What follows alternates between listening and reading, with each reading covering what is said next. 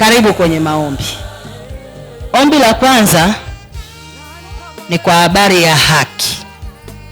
Haki yako ikutangulie. Haki ni ule utendaji wa Mungu kwenye matarajio yako unaotegemeana na kiwango chako cha imani na kuishi sawasawa na mapenzi ya Mungu. Bwana Yesu asifiwe.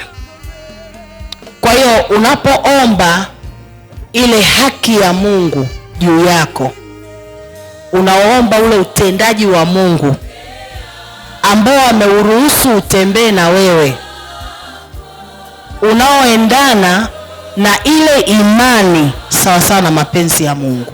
Haki ya Mungu ikutangulie kwenye shughuli zako. Chochote unachokifanya, ile haki ya Mungu iende na wewe. Bwana Yesu asifiwe. Katika yale maandiko ambayo tumeyasema, andiko la kwanza linasema, tazama mimi namtuma malaika mbele yako ili akulinde njiani na kukupeleka mpaka mahali pale nilipokutengenezea. Kwa hiyo pale mahali ambapo Mungu amekutengenezea ndipo palipo na haki yako. Kwa hiyo unapoomba haki yako, unaomba ule utendaji wa Mungu sasa akupeleke pale ambapo yeye amekutengenezea, upewe yale ambayo amekukusudia. Sema amen. Hiyo Luka 18:7 amesema,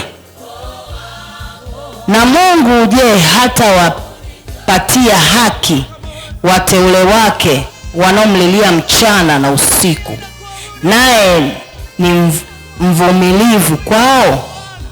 Nawaambia atawapatia haki upesi.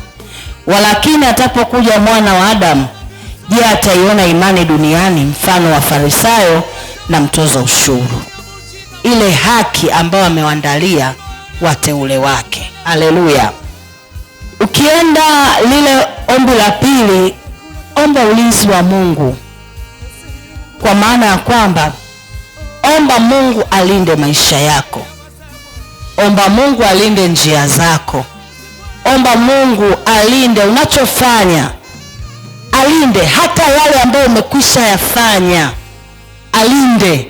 Kwa maana ya kwamba omba mpaka Mungu apeleke ulinzi katika yale ambayo umeshavuna matunda, ili yale matunda yadumu, ili yale matunda uendelee kuyafurahia. Omba Mungu alinde, alinde familia, alinde mali zako, alinde kila kitu. Bwana Yesu asifiwe. Natamani kila mmoja ajipeleke mbele za Mungu na kuomba. Haleluya.